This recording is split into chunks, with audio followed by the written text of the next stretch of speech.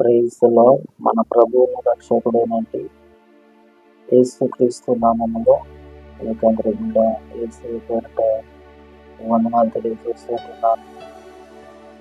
ఎలా ఉన్నారు? బాగున్నారా? దేవుని మహాకృపను బట్టి అందరూ బాగుందా? దేవుని నామాన్ని మహిమకరంగా దేవుడు మనందరినీ ఆశీర్వదించిన గాక. ఈరోజు యొక్క ప్రాముఖ్యమైన విషయంలో సంబంధించిన దేవుడు తన కృపచేత ప్రతి మనిషిని చూస్తున్నాడు. ఎలాగ చూస్తున్నాడంటే ఆయన అంటాడు ప్రకటన గ్రంథంలో ఏమంటాడో తెలుసా?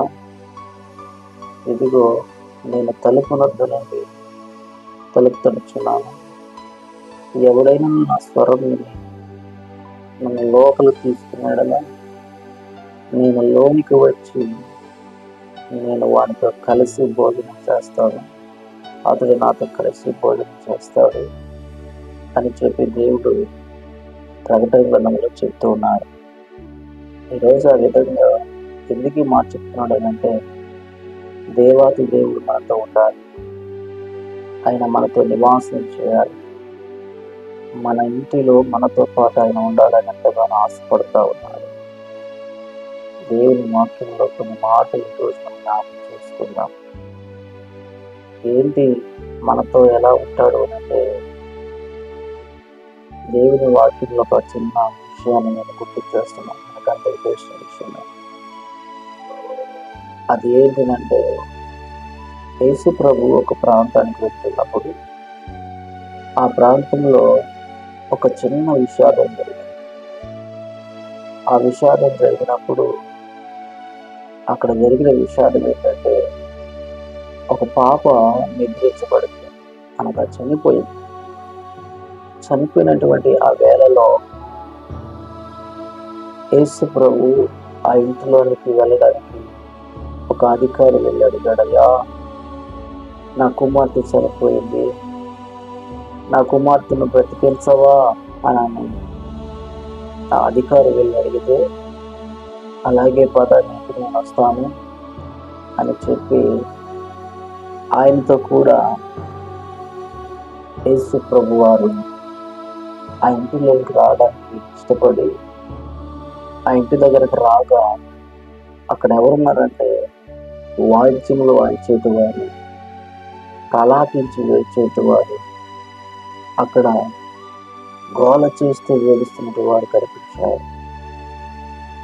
ఆ ఏడుస్తున్నటువంటి వారిని ప్రభు అయిన యేసుక్రీస్తు వారు చూసి నాకు స్థలం ఇవ్వండి అన్నాడండి. నాకు స్థలం ఇవ్వండి, మీరు అనుకున్నట్టుగా ఆ చిన్నది చనిపోలేదు, నిద్రపోతుందని చెప్తున్నాడు ఆయన. ఈ మాట ఆయన వారితో చెప్తున్నప్పుడు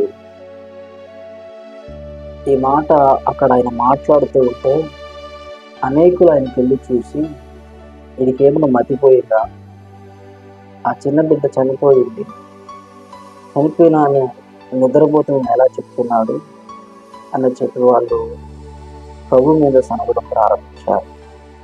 ఎందుకు ఈ మాట చెప్పాల్సి వస్తుందంటే నీ నా కుటుంబాల్లో నీ నా జీవితంలో దేవుడు మన ఇంటిలోనికి రాకుండా ఆపేటువంటి ఈ ఏడుపులు వాయిద్యాలు అనేటువంటి ఆటంకాలు ఉన్నాయి. ఆయన మన ఇంటిలోకి రావాలనుకుంటున్నాడు, మన కుటుంబంలోకి రావాలనుకుంటున్నాడు. స్థలము లేదు ఆయనకి. విచారాలు, దిగులు, వేదన, దుఃఖము, మనశ్శాంతి లేకుండా ఇవన్నీ దేవునికి స్థానం ఇవ్వకోకుండా హృదయమంతా భారం కలిగినటువంటి పరిస్థితిలో ఉన్నప్పుడు దేవుడు అక్కడ చూస్తూ ఉన్నాడు. నేను నీ ఇంట్లోకి రాబోతున్నానని చెప్తున్నాడు. ఆయన రావడానికి నాకు స్థలం ఇవ్వండి అంటున్నాడు. ఆయన రావాలంటే స్థలం ఇవ్వాలి. ఆయన వచ్చి అక్కడ అడుగు పెడితే ఆ విచారాలన్నీ కూడా క్రీస్తు ద్వారా నిర్మూలమైపోతాయి. ఆమేన్. ఈరోజు అటువంటి పరిస్థితులు మన జీవితాల్లో ఉన్నాయి. ప్రభు మన కుటుంబంలోకి రాలేకపోతున్నాడు. మన జీవితంలో సంపూర్ణంగా ఆయన నామాన్ని స్తుతించలేకపోతున్నాం, ఆయన నామమును ఉచ్చరించబడలేకపోతున్నాం. దేవుడు నిన్ను బట్టి నన్ను బట్టి రోజు మాట ఏంటి అనంటే ఆ ఇంటిలోకి పోకుండా ఎలాగైతే అడ్డుపడుతున్నటువంటి వేడుపులు గోల శబ్దాలు ఉన్నాయో, అలాగే నా జీవితాల్లో కూడా అనేక విషయాలైనటువంటి సమస్యలు ఉన్నాయి. ప్రభు మన ఇంటిలోకి రాకుండా, మన జీవితంలో రాకుండా, మన ప్రార్థనకు సమీపముగా లేకుండా ఉండడానికి అనేక రకాలైన ఆటంకాలు అడ్డుపడుతూ ఉన్నాయి. కాబట్టి మొదటిగా ఆయనకు స్థానం ఇద్దాం. ఆ స్థానాన్ని దేవునికి ఇచ్చి, దేవుని వలన రోజు ఆయన సన్నిధిలో బలమైన పాత్రలుగా నిలబడదామని ప్రభు పేరిట మీకు తెలియచేస్తూ, ఈ మాటలు దేవుడు మన వినికిడిలో ఈ ఉదయకాలము దేవుడు దీవించునుగాక. ఆమె క్రైస్తవుల ప్రార్థించాలి. సర్వశక్తిమంతుడు, సర్వాధికారి మీకు వందనాలు, స్తోత్రాలు. ఈ రోజు నాయన ఇదిగో ఇటువంటి మాటలు, వచ్చినటువంటి మాటలు అయా వీటిని ప్రతి బిడ్డను తండ్రి కృపాక్షేమతో వర్తలు చేసి మహిమ కలిగి రాకడ కొరకు సిద్ధపరిచిన భాగ్యం పెంచుకోండి. ఆ ఇంటిలోకి వస్తున్నప్పుడు రానివ్వకుండా ఆటంకపడుతున్నటువంటి పరిస్థితులు ఏమైతే మా ఇళ్లలో, కుటుంబాలలో ఉన్న ఇవన్నీ కూడా నిర్మూలన చేసి పరిశుద్ధపరచమని ఈ ఆత్మశాతమని వర్తలచ్చమని ప్రార్థిస్తూ, ఘనమైన నామానికి మహిమ, ఘనత, ప్రభావం మీరు మాత్రమే పొందుకోమని ప్రార్థిస్తున్న పరలోకపు తండ్రి. Praise the lord.